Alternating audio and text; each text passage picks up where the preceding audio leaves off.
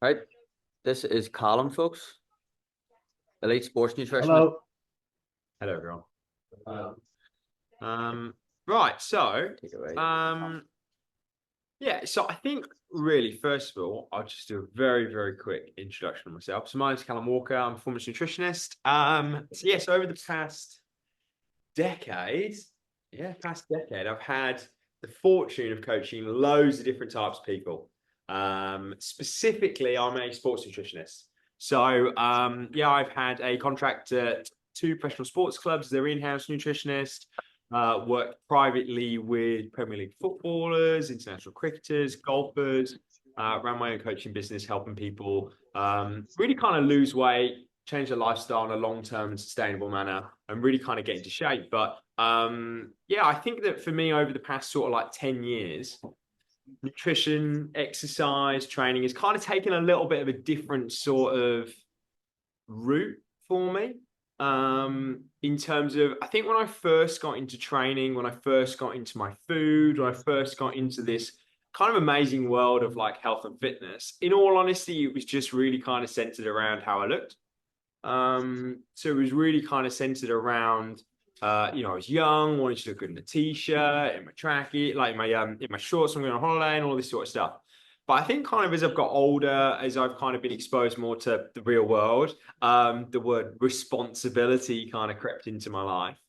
I think it's taken on a much more different sort of like meaning, and also around, almost kind of like the reason as to why I train, the reason as to why I focus on my food. And I think really for me, and it's been kind of the biggest shift that I'd almost kind of want to kind of pass on to all of you guys in terms of how to really be consistent with your training, consistent with your food, has been I've really got away from nutrition, exercise as being a vehicle to make me look better. And it's actually ended up being something that allows me to feel better. It's allowed me to actually be a better partner, a better friend, a better brother, a better son. I was about to say better husband there, but that's not there yet. It's allowed that, not quite. That's not my future wife, by the way.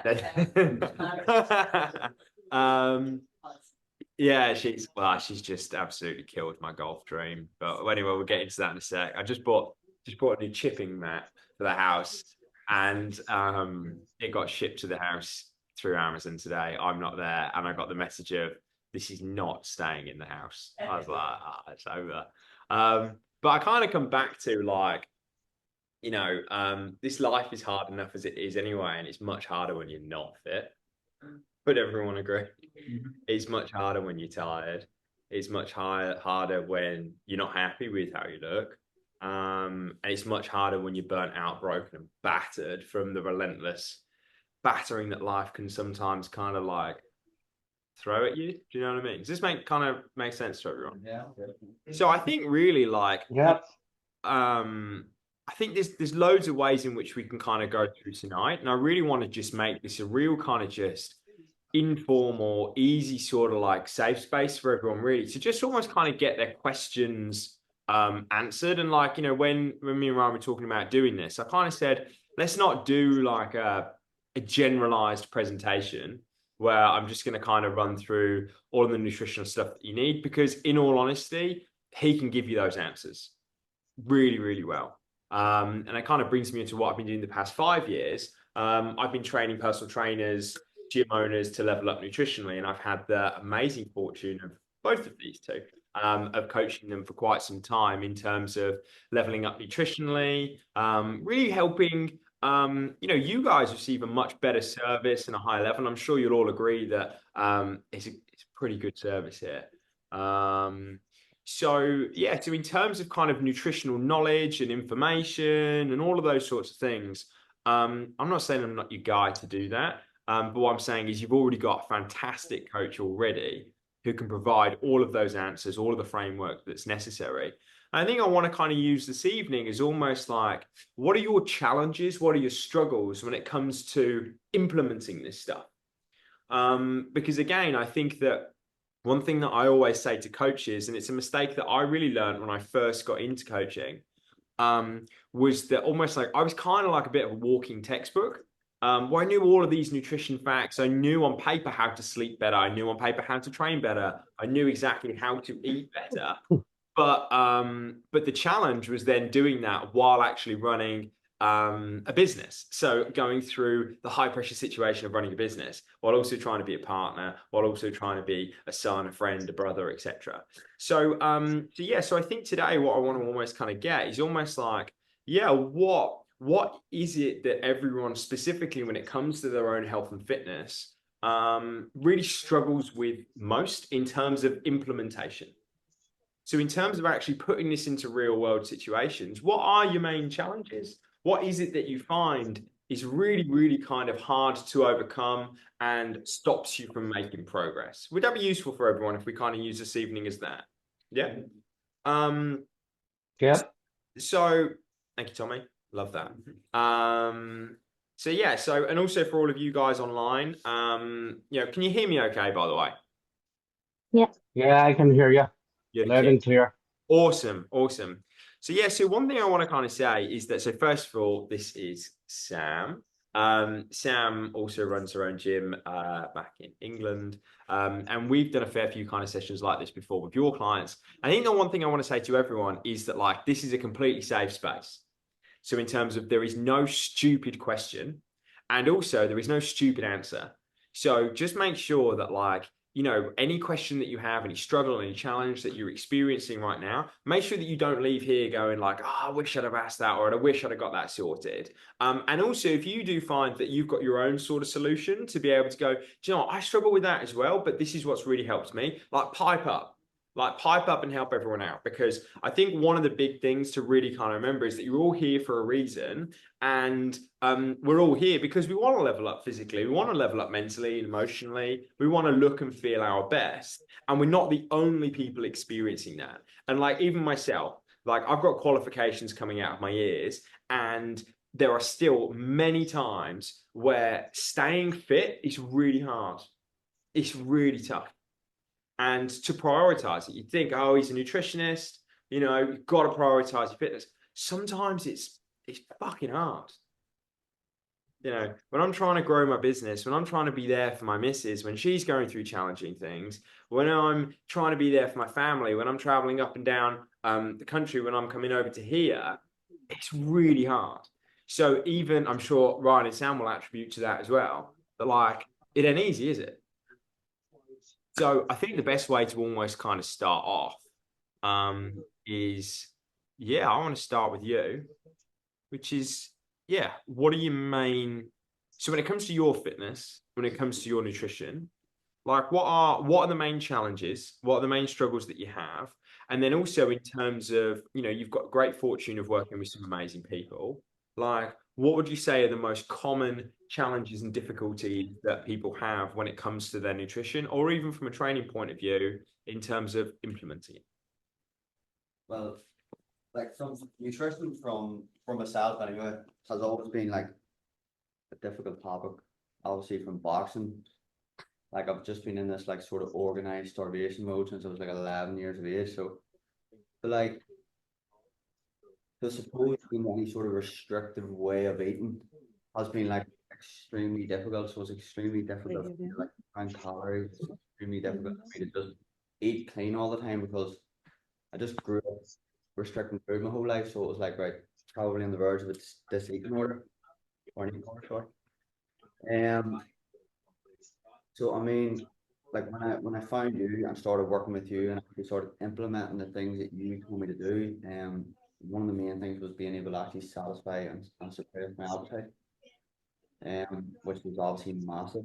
Like, in terms of my own performance in the gym, like, you got me on the intermittent fasting about fucking 9 or 10 months ago, which is something that had already been doing for a long time. So I was already in that sort of adaptive stage, and then being able to sort of level that up using these here sort of strategies and pillars to be able to actually satisfy and suppress my appetite, and to be able to eat intuitively in a healthy way has been massive. Which sort of takes me on to the first question here, which is like, your standard calorie deficit model would just be like, it's just energy in, energy out, right? But most people then get into like a sort of rut of being, it doesn't really matter what food you eat, as long as you're within your calories. So what are the actual drawbacks of a standard calorie deficit model? And then what's different in the way that you're good? Great question. And that takes me to the right board already. So now we got to make sure we got a pen that works. So I reckon we're going to have to go with for the loop, and we're going to have to roast that off. Here we go. Does anyone else have any other questions around that similar sort of question? Pardon?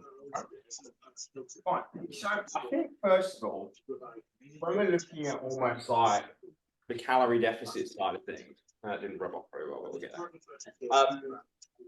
So I follow a lot of coaches on social media, a lot of personal trainers, and the majority of people in their content constantly say, if you're not losing weight, if you're not getting into shape, it's because you're not in a calorie deficit. Okay. That's like me saying, if you're not making money right now, it's because you've got more money going out than you've got going in. And thank you very much. That's really, really useful information. I can do absolutely nothing with that. So I think, first of all, the key thing is that, yes, when we are looking at losing weight, when we're looking at getting into shape, yes, we do need to be in a calorie deficit. Is everyone aware of what we mean by a calorie deficit?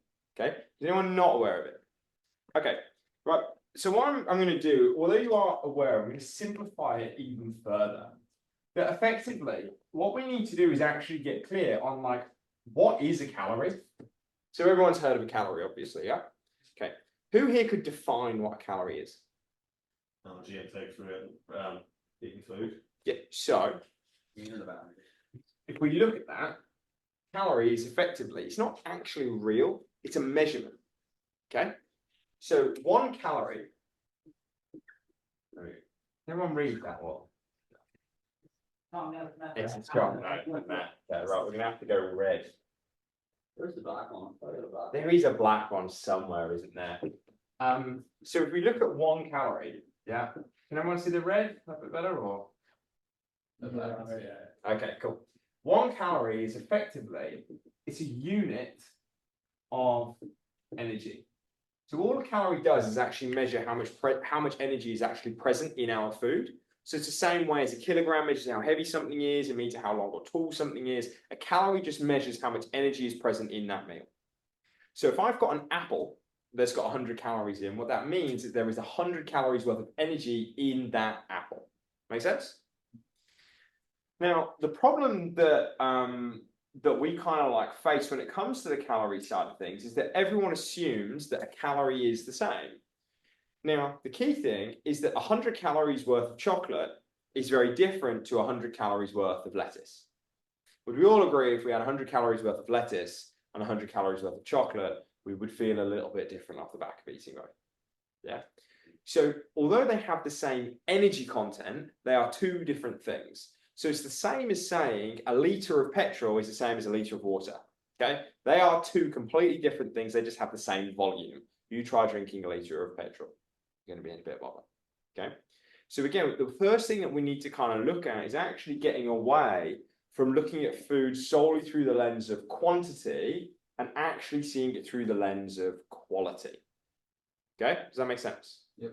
So if I have 100, if I'm on a ketogenic diet, for example, and I'm consuming 2,000 calories a day on a ketogenic diet versus 2,000 calories on a high carbohydrate diet, it has the same quantity of food in terms of the overall amount of energy in there is the same, but it will have 2 completely different effects on the body.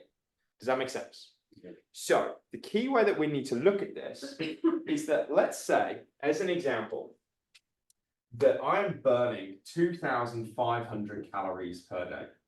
Okay. What that means is that based on everything that I'm doing today, I'm going to require 2,500 calories worth of energy to carry out the demands of the day. So for my heart to beat, my brain to function, my muscles to move, I require 2,500 calories worth of energy. Okay. So let's say I go like, right, okay, what I'm going to do is I'm going to go and lose weight. I go into what is known as a calorie deficit. Okay. So what does that mean? Well, let's say that I go and provide myself with 2,000 calories. So what that means is in order for the body to carry out the demands of the day, I require 2,500 calories worth of energy. But I've only been provided with 2,000 calories worth of energy. I'm left over with 100. Well done, sir. Okay, 500 calories. So what that means is body needs 2,500 kcals to carry out the demands of the day. I've only given it 2,000 kcals. Okay, the body's got to find an extra 500 kcals to ensure that I can carry out the demands of the day. Where do I find this from? You can't answer and you can't answer. Where does the body find that 500 calories from? Fat? Any other potential? Your shape's fat. Anyone else? Okay, so potentially fat, and this is where the model is kind of slightly wrong. Everyone tells you that 100% of this energy is going to come from fat, so you're not wrong. Okay, some of it will come from fat. Okay, but everyone tells you that 100% of that energy is going to come from fat. But it doesn't necessarily come from fat, it comes from your stores. Okay, because the body's got to provide, it's got to use 2,500 kcals. I've only given it 2,000 kcals from the outside world. Body can be fueled two ways. It can be fueled from the outside, from the food that I eat, or the inside from the food that I've got stored. Okay, I've given it 2,000 kcals from the outside, so I've got to find an extra 500 kcals from the inside. But where we've kind of been lied to, or not actually been taught correctly, is that we've been told that all of that energy is going to come from fat. It's not. It's going to come from my stores, which brings me to the next point, that we can actually store energy two different ways. All your body fat is just stored energy. We've got to remember that we're effectively just animals, yeah? I'm programmed to be sat in a cave all day, not know if I'm ever going to eat again. It's only because in modern times I can nip down the supermarket and pick up a sandwich. Okay, but if I threw you out all into the Arctic, the wild, the jungle, how often are you going to eat? Not that often. Once a day, maybe. Could be once a day, could be once a week, could be once a month, could be never again. So my body doesn't actually know if it's ever going to get another meal again. So if I can't be fed from the outside, I've got to make sure that during those times that I'm not able to get food from the outside, I can get food from the inside. Is this making sense? Yeah. Okay. Now, I have two ways in which I can store energy. One, which you correctly said, is fat. Okay. But it's not the only other way we can store energy. We can also store energy one other way, which is carbohydrate. Okay. So I have two backup energy stores. And the problem is that the body, that effectively this model tells us that when we're in a deficit, 100% of this energy is actually going to come from fat. Yeah. And the way we need to see it is that all your food is an instruction to the body what you want it to use as a source of fuel. If I pump the body full of carbohydrates, I'm telling the body to run on carbohydrates. Okay. So if I'm eating a high amount of carbs on a regular basis, I'm saying this is what we're going to use as our main source of fuel. I'm giving my heart glucose, which is just a fancy word for carb. Okay, if I'm giving the body glucose, I'm telling the heart we're going to run on glucose. I'm going to tell the brain to run on glucose. I'm telling the muscles to run on glucose. Make sense? But if I want the body to run on fat, what would I give it? Here we go. If I want my heart to run on fat, I've got to give it some fat, man. Yeah? So the body's like a car. Can run on petrol, can run on diesel. Okay? All I pump this car full of is me telling the car what it's to use on. If I want the car to run on petrol, I've got to give it petrol. If I want it to run on diesel, I'm going to give it diesel. But the problem is that the fitness community has told us that actually all we need to do is focus on calories. So when we're looking at the way in which the body can get energy from food, the body can get energy from three different sources from a nutritional point of view. We have our food groups. We have carbs, we have protein, and we have fat. Okay. All this is energy in the form of carbohydrate, energy in the form of protein, and energy in the form of fat. It's all the same thing, but just made up a little bit differently. So it's the same as we have energy in the form of petrol, energy in the form of diesel, energy in the form of kerosene. It's all the same thing, but just made up of three different ways. Make sense? Now, each one of these has a different energy content. So for every gram of carb that I eat, I get 4 calories. But don't look at it as 4 calories, look at it as 4 units of energy. Okay? For every gram of protein, I also get 4 calories. But for every gram of fat, we get 9. Okay? So I can get more than twice the amount of energy in a gram of fat than I do in a gram of carb or protein. So if I ate 100 grams of fat, I would be consuming 900 kcals. I could eat 100 grams of carbs and 100 grams of protein and still not be provided with the same amount of energy as if I had 100 grams of fat. So I can see the appeal of going on a low-fat diet. I can understand why people say, cut the fat off of your meat, make sure that you're not using oil in your food, you're using fry light, make sure that you're eating low-fat cheese, low-fat this, low-fat that. Has everyone kind of heard that? That if you want to lose weight, cut your fat content. Yeah? I can understand the appeal of that. I can understand why that would happen because it's low in calories. And as coaches, what we're taught when it comes to getting people into shape is that what we effectively want to do is make this number as big as possible without killing my client. Okay, which means that I want to make this number as low as possible or this number as big as possible without killing my client. That's what I'm told to do. That's what I was told to do all those years ago back in 2012 when I qualified as a personal trainer. Yes, I am that old. Okay. Can't believe it's that old. Is this making sense, by the way? Yeah. So I can understand the appeal of going low fat. Yeah? Because I can technically eat more for my buck. Yeah? So if I almost kind of look at it as 200 calories worth of carbs, that would be almost like a bowl of rice. But if I was getting 200 calories worth of fat, that's a tablespoon and a half of olive oil. Okay? In terms of volume, so much more rice. I can eat more food. The problem is that that rice leaves you hungry. That rice leaves you bloated. And also, that rice, when I'm eating a high amount of carbohydrate, what am I telling the body to run on? Which then means whatever I'm providing the body with, I'm telling the body to run on. So if I go down the route of going low fat, what that means is if I'm cutting fat out of the diet, I've got to eat a lot more what? So then if I'm eating carbohydrate, what am I telling the body to run on? Carbs. And off the back of that, what am I telling the body not to run on? So if I want to run on fat, why do I want to eat the food that stops me burning fat? Makes a ton of sense, doesn't it? Okay. So why does this happen? And this is where I kind of talk to all of my coaches about this. What we want to do is get our focus away from lowering our calories and actually start lowering insulin. Okay.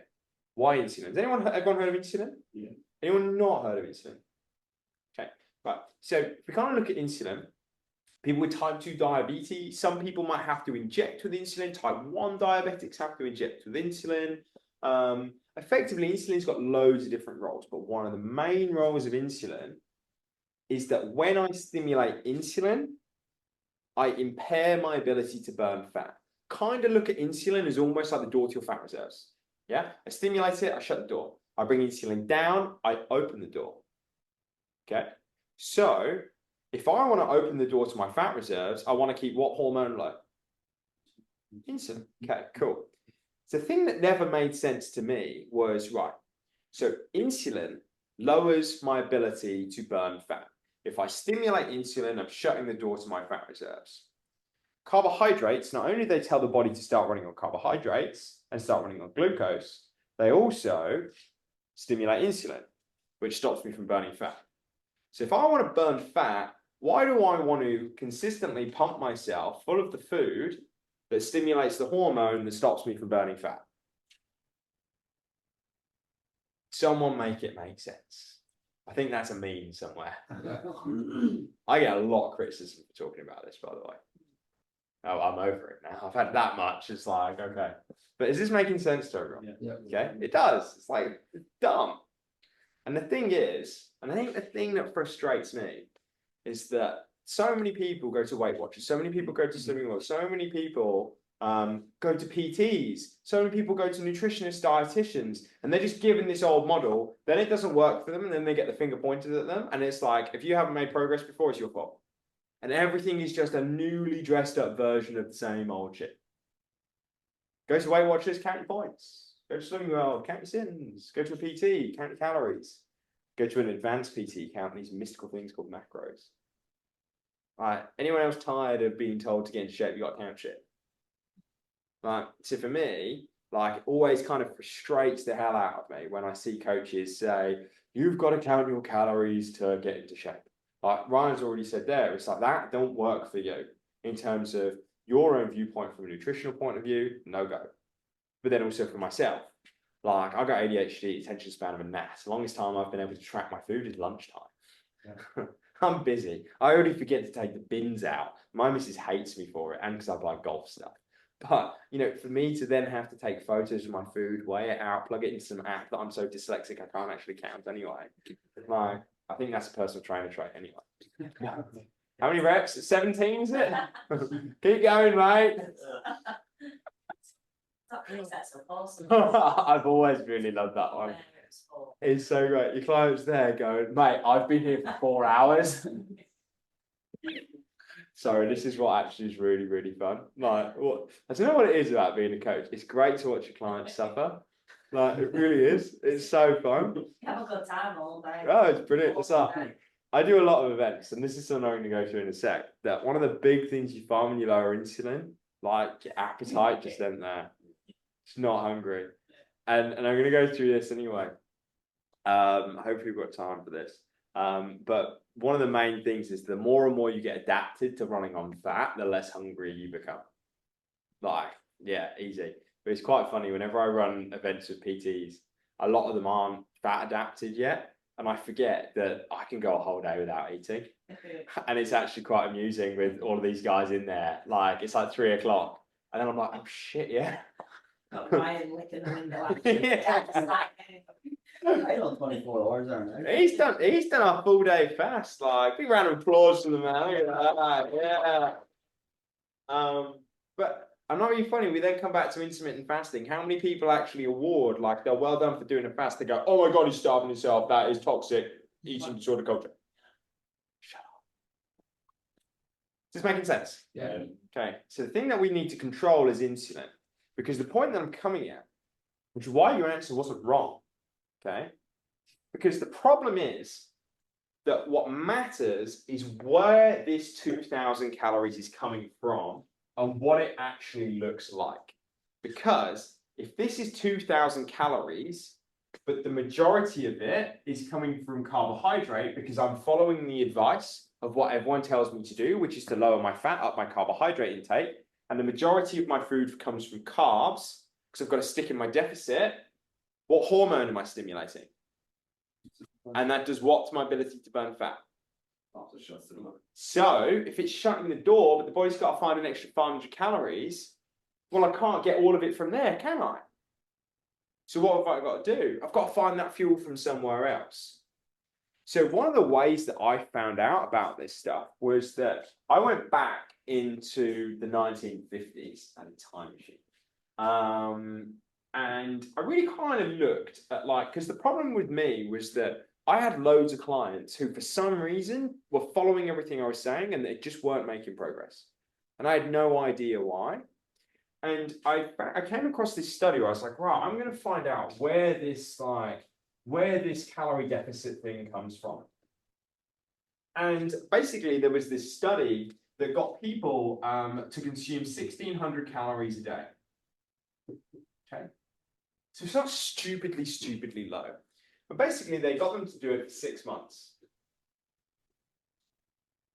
And there's a little equation that you can do based on how many calories a day that you're eating in comparison to what you're burning, that you can really kind of get an idea as to how much weight someone should lose. And what happened was that they had 2 really interesting findings. First finding, they should have lost 32 kilos over that 6-month period, but they actually only lost 16.8 kilos. So they lost half of the amount of weight that they should have lost. But then secondly, which was the more important thing, was that out of the 16.8 kilos that was lost, 45% of it actually came from other sources, lean body mass, away from fat. So if we actually look at the quality of weight that was lost, half of it wasn't actually coming from fat. Why was that? Because they were consuming foods that were very low in fat on the standard, low calorie, high carb diet that was stimulating what hormone? Which was doing what to ability to burn fat? Which meant that I had to find the energy from elsewhere. Does that make sense? Yeah. And this is where I kind of come to, just coming back to Brian's answer here, in terms of Also, with that there, the expenditure is also going to decrease the mass deficit. so, missed that one out. Thank you. Okay. The other thing was that if we kind of look at this 2,500 calories, yeah. Has anyone ever hit like a bit of a plateau with their fitness and it's kind of slowed down a little bit for a while? I don't know why. Yeah. So what happens is that if I'm burning 2,500 kcals and I'm eating 2,000 and I'm at 500.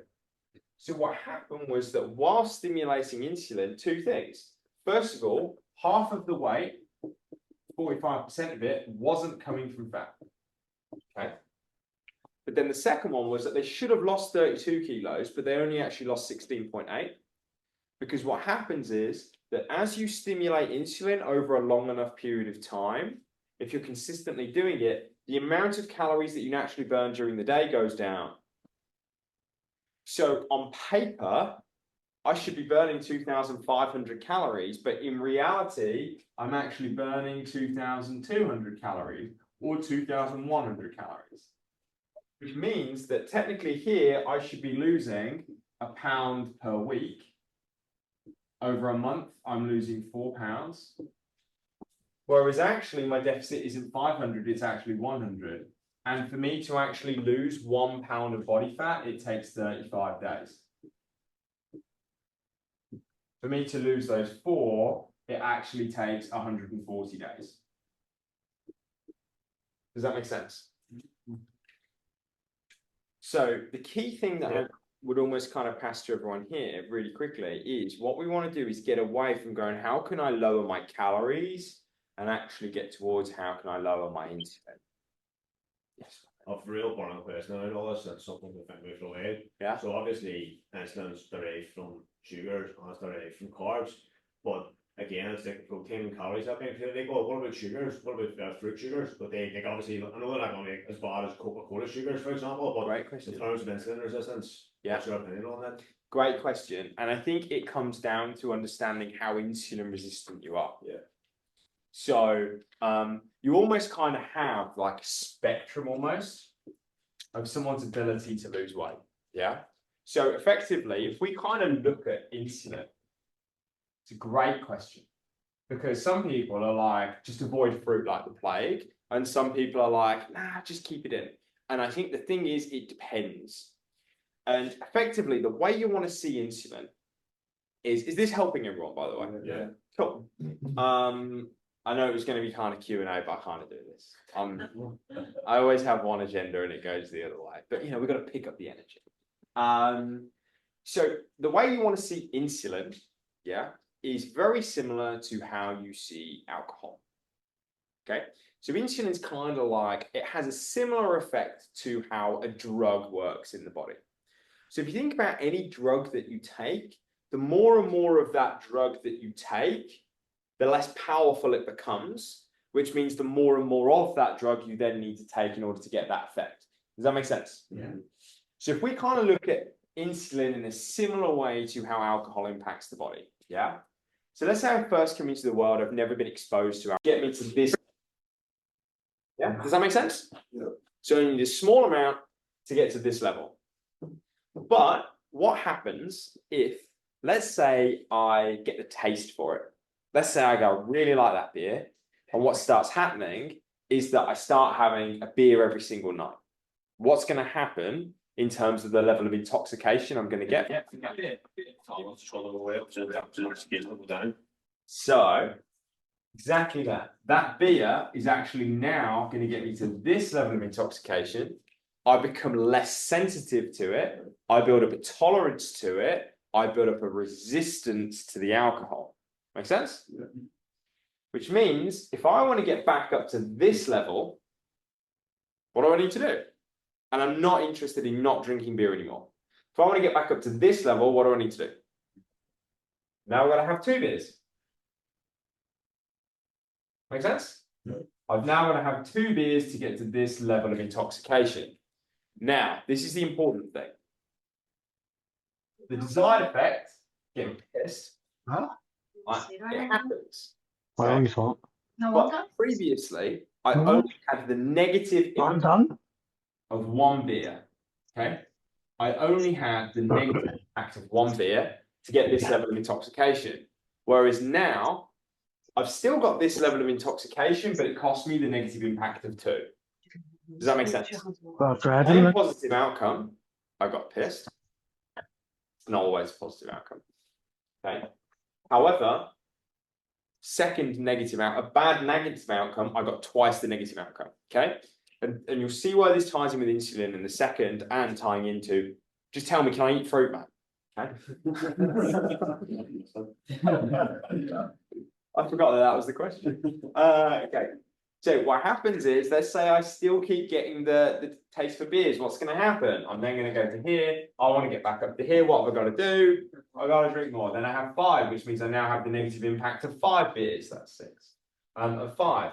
Then 10. Then 15. And then I get to a point that I want to get to this level of intoxication. But this only gets me to here.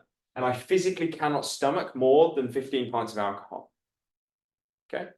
I've become so resistant to it, it's not even touching the sides. That make sense? Yeah. Now, let's say I get to that point where we apply this to insulin. Okay, how does that work? So if we look at this, the more of something that I'm exposed to, the more of that thing I then have to expose myself to get the effect that I want. But then the more I expose myself to it, the more negative effects that I get. Okay, insulin is the same. Has anyone ever heard someone say, I know we're quite young in this room, which is great. But has anyone heard someone say, just like, as I get older, it's harder for me to lose weight? Yeah. That like, that whether it's your mum, your dad, your uncle, or someone that you've heard who's just like, just what used to work for me just doesn't work for me anymore. And it seems to get harder and harder. Most people think it's to do with their age. It's not. Like, it kind of is, but it's not that they're older, it's that they've been exposed to more food. Okay? So, how does this tie in with insulin and fruit? Well, let's say I first come into the world and I've never been exposed to carbohydrates before. One of the jobs of insulin, as I've spoken about, is it impairs your ability to burn fat. But the other job is actually to ensure that we can get sugar, carbohydrates that I've eaten, out of the bloodstream and take it to where I want to go. Okay?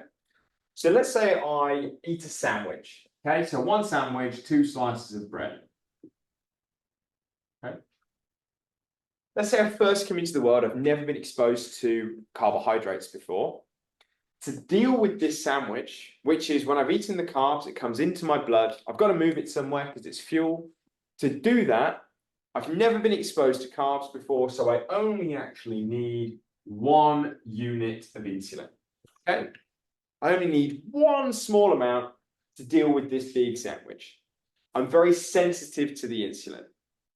Okay? Which means that my insulin will go up and then straight back down again. Which means that when we're looking at our ability to burn fat, the way I like to look at it is almost like security guards guarding a vault. When I'm only producing 1 unit of insulin, what that means is that I only have 1 car. It's really easy to get around, yeah? Door shuts, door opens up again. Okay? So when I first come into the world, I've never been exposed to 2 slices of bread before, so I only need a small amount to deal with that bread. But let's say I keep eating the bread. Let's say I go and keep eating carbohydrates. Carbohydrates aren't the only way to stimulate insulin. Let's say I'm constantly in a sleep-deprived state. Let's say that I'm constantly screwing up my gut health. I'm constantly drinking alcohol. I'm constantly eating too frequently. I'm not exercising very well. I'm constantly stressed. I'm not eating adequate amounts of protein. Okay, if I'm doing all of those things are insulin stimulating activities. So let's say I keep stimulating insulin and exposing myself to it. What's going to happen? Well, whereas previously to deal with one sandwich, I needed 1 unit. Now I need 2. Does that make sense? Same to side effect, got the sandwich out of the system, but what's the problem now?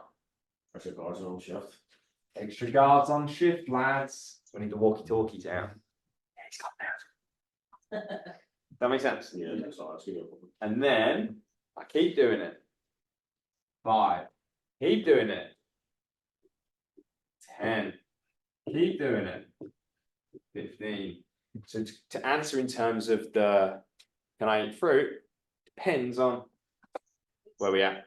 I was taking some as well from what we said overall then. So with eating fruit, restrict is going to be a wrong word, but see if you restrict around it then. So obviously, you know, one insulin up in activity is going to have one sort of outcome. So if you say, right, I'm going to eat this amount of fruit, and obviously blueberries and stuff are lower in sugar, I prioritize them anyway. So like some blueberries, strawberries or something, you had them a certain time every day, then your insulin would obviously get used to it then.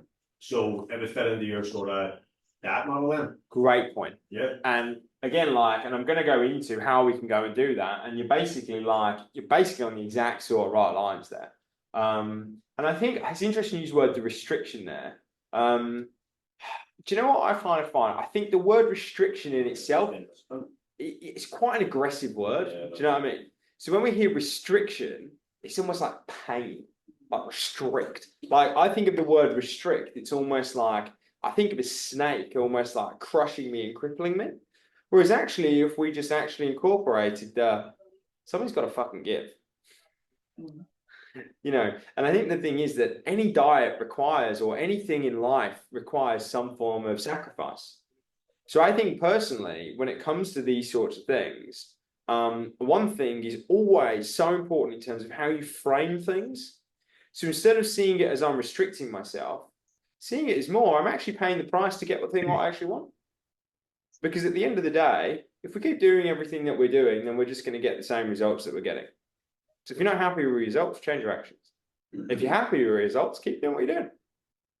So if I'm not happy with the results, I've got to change up the actions that I'm taking right now.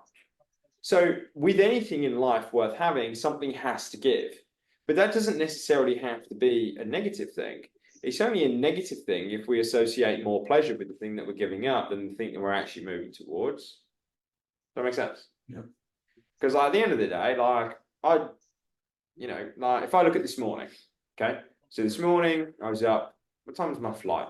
I was at the airport at 6 o'clock this morning. At the airport at 6 o'clock to get here, okay? The pain of doing that was not sleeping. Does anyone here like their sleep? Yeah. Fucking love my sleep. Okay. I love sleeping.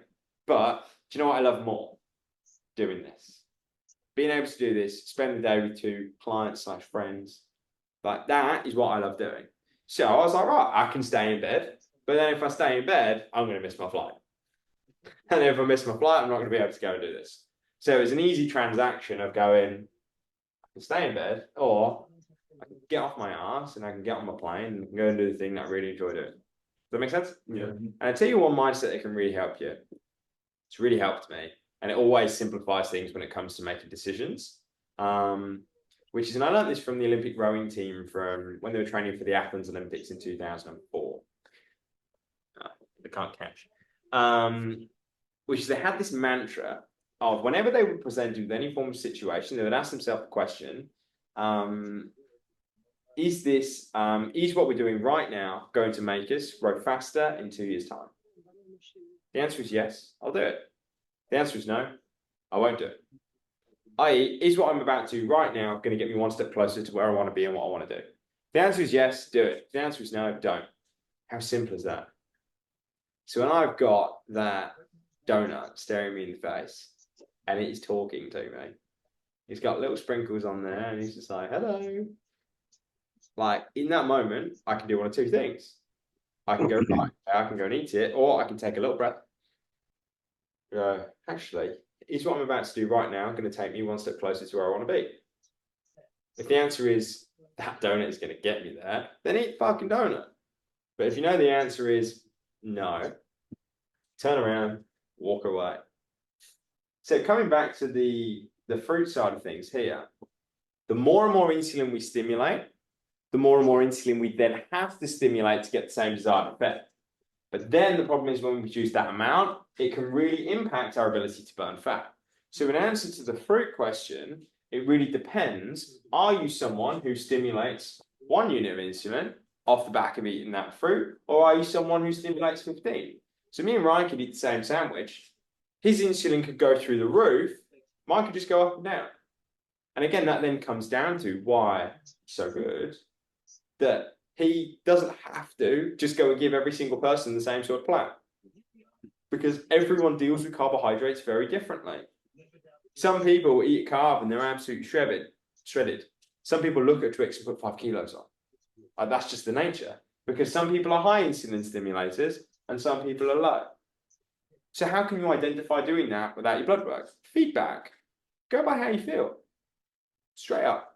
So it's like with me, I know I would love to eat more carbs. I love rice, I love pizza, I love potatoes, I love it.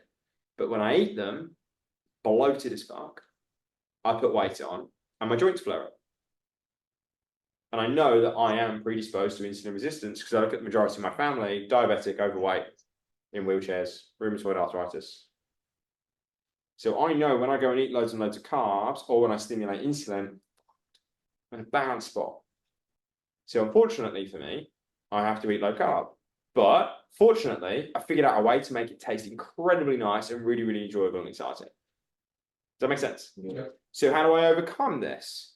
Well, you hit the exact same nail on the head there, which is that if I had someone who was drinking 15 pints a day, yeah, and it wasn't touching the sides, and then I locked them in this room and they didn't drink any alcohol for 6 months, what would happen if I then gave them 15 pints? They'd be absolutely blasted. Anyone gone through a period without drinking before? And then you go and drink again, you're like, what? Same with caffeine. Anyone Me gone last week. coffee before? And then you go and have a coffee and you're like, oh my God, I'm going to die. Right? Because you can repair your sensitivity. You can repair your tolerance to it. And how do we do that? Same way from an alcohol perspective, by decreasing my exposure to alcohol, I can decrease my exposure to insulin. Unfortunately, it's written on the board. Insulin lowering strategies. Boom. Every single time I'm lowering my carbohydrate intake. What am I not eating? What am I not stimulating? Yeah. Every time I'm lowering my protein intake, what am I not stimulating? Insulin. When I'm sleeping well, if I'm in a sleep deprived state, right now, my insulin levels are very, very low. Okay? Type 2 diabetes is when someone has super, super high levels of insulin, so they're down here. Okay, right now I'm around here. I would be there if I was type 2 diabetic. Anyone here get less than 6 hours of sleep some nights? Nutritionist. Superb. Me. Right, you. No. So, 7.5. Precisely. oh, that man understands his sleep cycles. So, sleep deprivation. Okay, right now I'm at the top. Okay, type 2 diabetic at the bottom. If I went 5 nights in a row, sub 6 hours of sleep, and then did a diabetic blood test, I would have insulin levels at this level. I'm really sorry. But the beauty is, there's loads of things that you can do to just gradually improve this and the quality of your sleep. Okay? And this is a really, really important. So we were talking about this today in terms of growing our business, leveling ourselves up, etc. Here we got a mountain. Can everyone see that that's a mountain? Yep. Okay, cool. What we really suck at as human beings is we're here, and what we do, we see the top of the mountain and go, oh my God, I've got to do all of that. Okay, just focus on, off the back of today, how can I just put one foot in front of the other? So off the back of these are insulin lowering strategies, improving my gut health. If my gut health's all over the shop, that increases inflammation, increases insulin. if I'm stressed. And I think the key thing with stress is that most of us, everyone experiences stress, yeah? If you don't, please let me know what you're doing. But the thing is with stress is that we can't always change the thing that causes us stress. But what we can do is alter the way in which we and our body responds to that stress. So whether it's breath work, whether it is doing things like cold water therapy, whether it's exercise, we can improve the way in which our body responds to stress so it doesn't screw us over as much. Okay. So if we're looking at stress side of things, if I'm not exercising, stimulating insulin, when I am exercising, massively brings insulin down. Alcohol in itself drives up insulin, just the alcohol. And I'm not just talking about in terms of the calories or the carbs, the alcohol itself drives up insulin. And probably the best way, if I could recommend three main things that you could do to improve your insulin from today. Best way to not stimulate insulin, don't eat. What is he not stimulated all day? Insulin. Super. Okay. The other one, knock it on the head. I know we all love a drink occasionally, but alcohol, and I'm going to kind of press on this here. Problem with alcohol is one, in terms of the alcohol side of things, it stimulates insulin directly. But also, what alcohol causes us to do is press something called the fuck it button. Has anyone pressed that button before? Anyone had some booze and gone, fuck it? Yes. Make bad decisions when you've had a drink. The following day, do you wake up feeling energized and ready to take on the world? No. Okay. Am I more likely or less likely to want to train off the back of going out on the piss?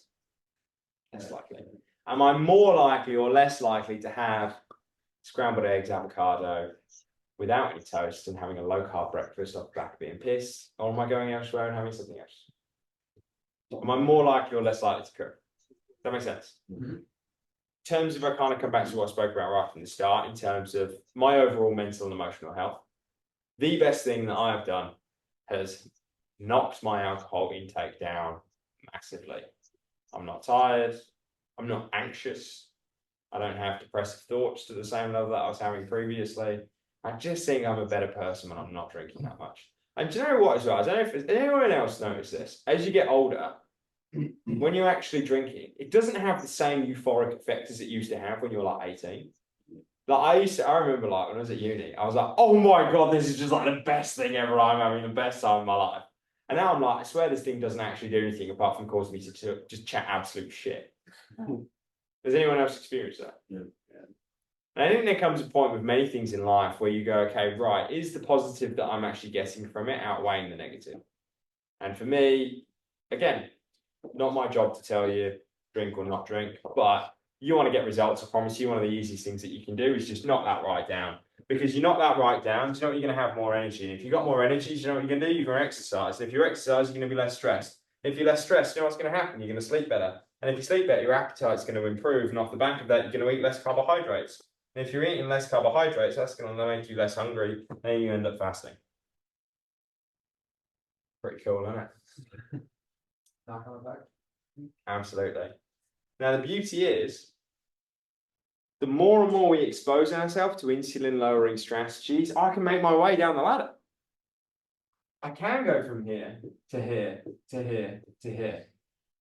Literally, incorporating all of these into my coaching has allowed me to work with people to get rid of their type 2 diabetes. Gone. In 3 months. Just through doing this sort of stuff. So again, if you're really, really serious about getting proper results, like it can happen a lot faster than you think. And it can happen a lot more sustainably than you think. And that happens through mastering this, but this comes from making a decision. And it comes from making a decision that I'm going to go all in on, I'm not going to try anymore. I'm not interested in trying. Has anyone watched Star Wars before? Yeah. Yeah. Because Yoda said, I'm going to butcher the quote. Do or do not, there is no try. Probably butchered that. But it's true. Do it or don't. So I think the beauty is that once you make a decision with things, it actually becomes a lot more easier. Now, is this thing easy? No, it's not, because you have to consistently win a battle with yourself between going this way or that way. But fortunately, you've got all of the tools necessary here in terms of an amazing coach here, in terms of an amazing community here as well, that can help you go and apply all of these things. And by doing that, it lowers that. And by doing that, what happens is that your ability to burn fat increases, your ability to build muscle tissue increases, your appetite goes down, you're less stressed, you've got more energy, and life is just a little bit less gloomy. I know we're in the UK and it is consistently grey, but it's just a lot. Don't make it even more grey. Does that make sense? Yeah. Right, how are we doing for time? Shot Callum overran. Can you talk about just the expressing the satisfying appetite and the impact carbohydrates have on your brain? Yeah, cool. And high fat. Yeah. So, what time did you want to start the breathwork session, by the way? No, don't worry, I can go on about it. I'm no rush. You sure? Yeah, 100%. Cool. But don't say that to me, because Remember with dinner as well. yeah, we have dinner at 8:30. Well, yeah, so it's 10 minutes. So. Cool. So, yeah. Has anyone also got, and before I kind of go into that, has anyone got any practical challenges or questions that they have around potentially implementing this, or any worries? Anyone online? Just sleep, like, I've sort of taken it easy before bed, and it's definitely improved, but it's just, it's a lot of, I mean, anything else to help, because I wake up like 4 times, like 4 or 5 times. Yeah, good question. So I think you know, the first thing that I would look at in terms of sleep is getting clear on like what is it that's screwing up your sleep. Yeah. And I think that that's an important mindset to have in general. Of whenever you're trying to achieve something, get clear on specifically what is it that's actually screwing me over. What is it that is causing that? Because we can go, right, okay, I'm going to try this, I'm going to try that, I'm going to try this, I'm going to try that, but they're not actually affecting the specific cause as to what is actually having the negative impact. So I think first of all, so it's waking up in the middle of the night. I used to definitely was stressed before, but it's not nowhere near as much anymore, but yeah, just probably waking up loads and having to go to the toilet, and then like sitting, you know yourself sitting, you're sitting there for a half an hour, and then an hour goes by, and then Yeah. So I think a couple of things is that the thing that's always, because that's what I struggled with sleep. Yeah. Waking up in the middle of the night, going for a wee, and then as soon as I wake up for a wee, and then bang. Oh, I've got the world's greatest idea and it won't leave me alone for 4 hours. I'm like, you could have given me this 10 hours ago. Or I'm stressed to fuck and I'm anxious about something that doesn't require anxiety. Yeah. It's one of those. So fortunately, because we know the poison, we can then come up with the antidote. yeah, So first of all, look at your trigger. What wakes you up? probably going to the toilet, yeah. Cool. So when we look at that, have you heard of circadian rhythm before? Or your body clock? Yeah. Okay. Body has a clock. And basically it runs at like specific ways throughout the day.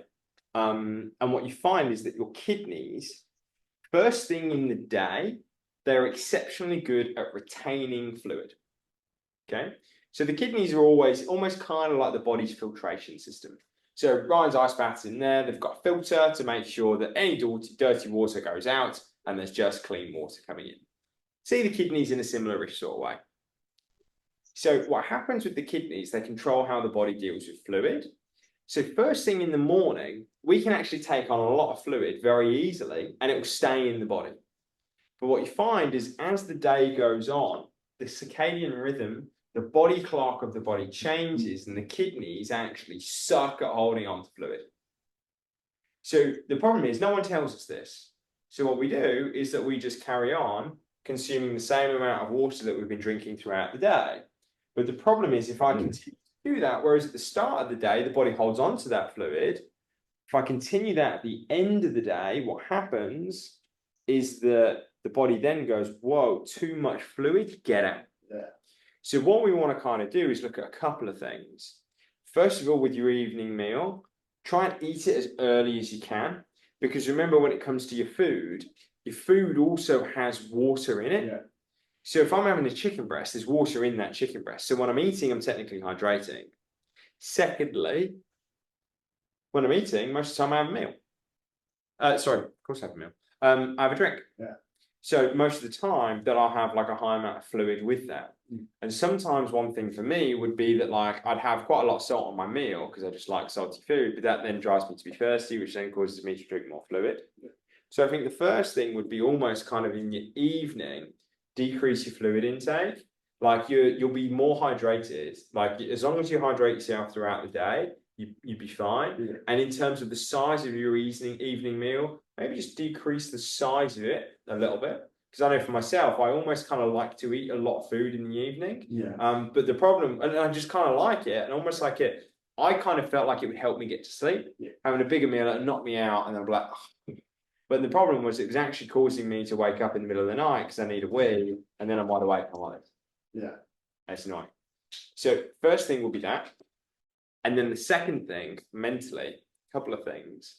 Tell you something that's helped me immensely. And right before I go to bed, I get everything out of my head and get it on paper. And that's a lie. That is a lie. I've literally just lied flat out of my face. Okay. I used to do it on paper. And then the problem was that I do it on paper and it take me half an hour. And I'm like, this is just stupid. This is taking way too long. So I actually got it out of my head and got it into the notes on my phone. Yeah. Any form of anxieties, and that helps because it allowed me to be consistent. Is it ideal that I put the brightness on my phone down as much as I possibly can? Is it ideal that I'm looking at my phone at that time? No, but it's for 2 minutes and it allows me to get all of these anxieties out of there onto paper, all of the stresses out of here and onto paper, which is technically on my phone. But what's beauty is that all of your fears, worries, and anxieties are nowhere near as scary when you actually see them there. Like, oh, and then that's scary. And then what happens is that as you're actually writing it out, it's kind of interesting. You kind of come up with a solution to it at the same time. Like that. So to kind of like simplify that, what we want to do is we want to stop it from happening. Okay. And you can decrease the frequency of that happening through decreasing the size and the quantity of your meal. Then having it a little bit earlier, just looking at fluid intake before you go to bed. Okay. That should potentially decrease the severity and the frequency of waking up to go for a week. And then when it comes to your mind being active, getting it all out, getting that energy, that internal energy out and onto there, honestly, it's helped me immensely. But then the other problem is that, okay, well, what do I do if I wake up? What do I do if I wake up? Don't go on the phone. Don't go on your phone. Yeah. That's the worst thing that you possibly do. Because also what happens is when you go on your phone, that's stimulating your mind. That'll also expose yourself to things that will give you more thoughts. And then also you're exposing yourself to light. And what's interesting is that when you do it in those early morning hours and you expose yourself to that amount of light, it sends a signal to the brain that decreases the amount of dopamine that you produce the next day. And dopamine is responsible for energy and motivation effectively. So what can happen is that not only are you tired, but then also you're depleted of this drive the following day. So get your phone out of your bedroom and put it elsewhere. The whole point of your phone before you go to bed is solely to write that out and do that downstairs or do that in another room away from typing out thing. Yeah. Here he is. So get your phone out of your room, put it elsewhere. But I tell you the other thing that's really kind of helped me get back to sleep quicker is just to take a breath. Take a big breath. Focus on my exhales. And almost do like a little bit of a body scan. And doing that and almost kind of getting out of my head and into my body just calms me down. And also you'll find that you'll wake up for one of two reasons. Either you're too hot or your heart is beating too fast. Yeah. And most of the time your heart is beating too fast because you're too hot. So first of all, keep the room nice and cool. I sometimes have to go and my partner's problem. Yeah. She's about this big and sleeps like this. And then sleeps over here. Yeah. And then I'm like this. Callum, you're in his face. Yeah, I understand. That's why I go and sleep in the other room. I'm going to sleep. My office is my bedroom now. So boot your partner out of bed. And then good luck sleeping outside. Yeah. So again, like it can be challenging when you're sleeping with a partner, and my partner is also a human hot water bottle.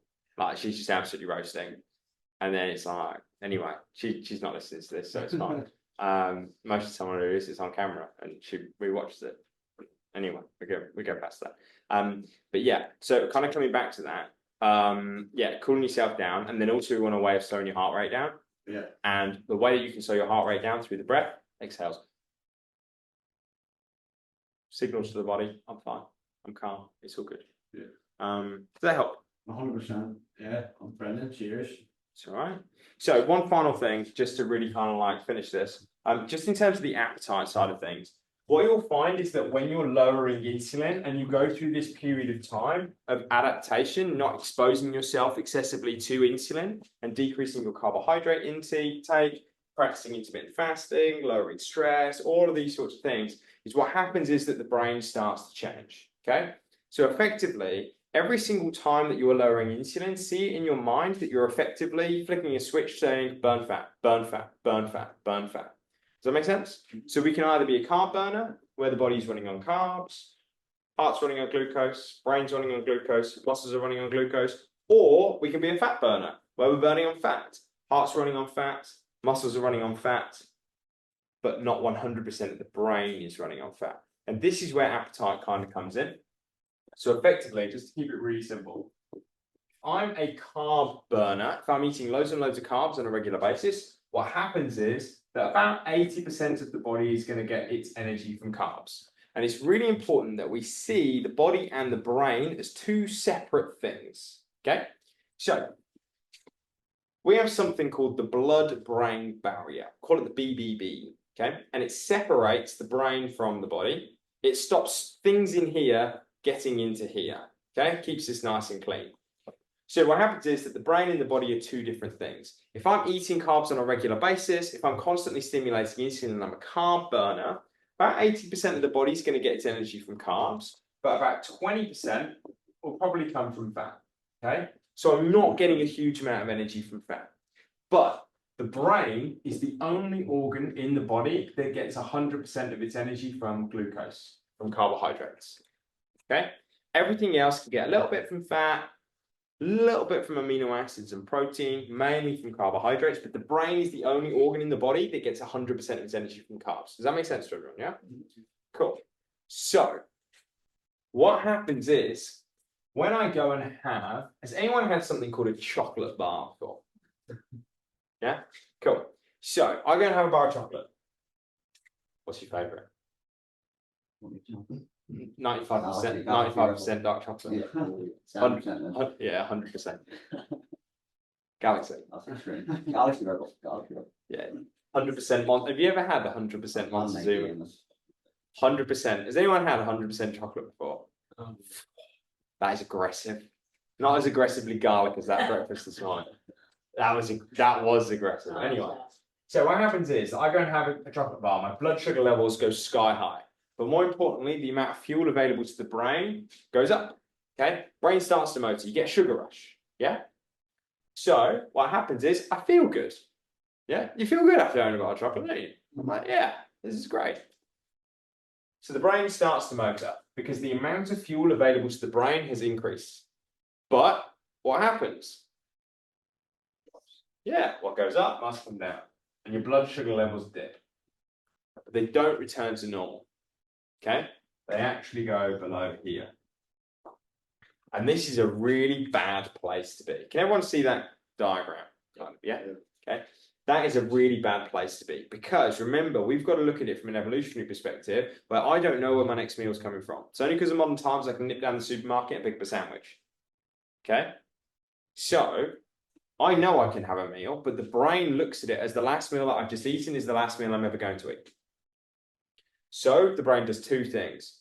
First of all, it has to slow everything down to match the amount of fuel that we now have available to us. Okay?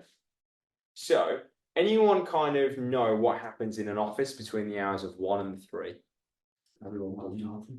Everyone does nothing and they're basically dribbling on themselves because they're absolutely knackered because they've just had a shed ton of sandwiches. Okay, I remember I did a presentation for a bunch of accountants before. It was really interesting. They employed me for a nutrition talk, and they asked me, "What's the title of your presentation?" And I said, "The title of the presentation is how to increase the turnover of this company by £5,200,000 per year." And they go, "We're employing you to talk about nutrition, mate, not about finances."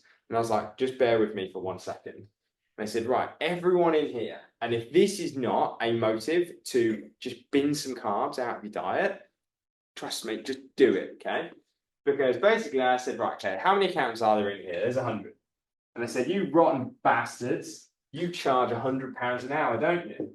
Okay? And they were like, yeah, they rip off. Anyway, we say, right, there's 100 of you here, charge 100 quid an hour.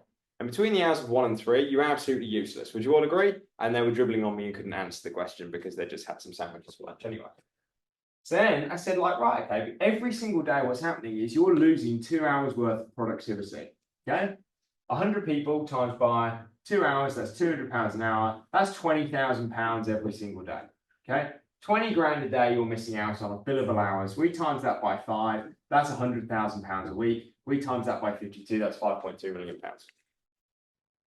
So the point I'm coming at is that what this will also do here is by altering up the way you feed your level of energy throughout the day, your ability to concentrate, focus, get work done, be present with your partner, your friend, your family, like it will go through the roof. You buy about 2 hours every single day at least, and your level of energy goes through the roof. But what happens is that first of all, when we go and have a high amount of carbohydrate, the brain has to slow everything down to match the amount of fuel available to it. And you genuinely get tired. But then secondly, anyone ever get a bit hangry? Sometimes. Or does anyone know someone who gets hangry? And you're like, yeah, stay away from that person. Secondly, you're on thin ice here, like looking that way, like you are definitely sleeping outside tonight. Talk about sleep optimization, no chance. You'll be sleeping in. So what happens is that then secondly, the brain then goes, well, we can't stay here. You've got to go out and find some fuel. So it sends out the hunger hormone, sends out adrenaline, gives you up to hunt, and says, you've got to go out and find me some food. But specifically, what does the brain have to be fed with? So what do you crave? No one ever craves a block of butter, do they? Well, some weirdo does. Yeah. I actually, you're sleeping with him tonight anyway, so you can feed each other butter. Lower your insulin that way.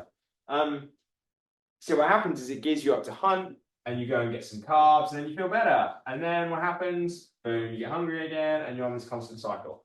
Anyone relate to that potential cycle throughout the day? I've got to eat my breakfast, got to eat my morning snack, got to eat lunch, got to eat afternoon snack, got to eat my dinner, all of that. Okay? Now, the beauty is that when we go through a period of time where we're lowering insulin, and this is what I'm going to finish on here, where I'm lowering insulin and I've trained the body to start running on fat, something really cool happens. First of all, everything below the body can actually, below the brain, can actually get 100% of its energy from fat. Okay? But the brain's a bit of a stubborn bugger, okay? Because it still has to get some of its energy from carbs. So, once we flick over and we've lowered insulin for that much, what can happen is that we can now get 2/3 of our energy from the brain from fat. But we still have to get 1/3 of its energy from glucose. Okay? Does this make sense? Yeah. So the brain still has to get some sugar. So that then gives us the question of, okay, does that mean that I've got to have some carbs in my diet? Okay? Well, what's interesting is that the brain burns about 600 calories a day, which is actually quite a lot when you think about it. Okay? So typically 1/3 to 1/4 of your energy per day is just coming from this. Now, what's interesting is that there is a process in the body called gluconeogenesis. Okay? Big fancy word, but if we break this word down, genesis, to create, neo, new, glucose. I can create new glucose. So the body can break down old bits of bone, old bits of tissue, convert fat, convert lactic acid, and certain types of proteins, and make new glucose. So we can make our own carbohydrates ourselves. Pretty cool. And typically, we make 50 grams per day. Now, can anyone remember how many calories are in a gram of carb? Spoke about earlier. 4. Yeah, spot on. Well done. So, 50 grams of carbs, 4 calories. And what is 50 times by 4? 200. So we make 200 calories worth of carbs per day. And what is 1/3 of 600? 200. So once you get into the fat adapted state, once you've gone through a period of time,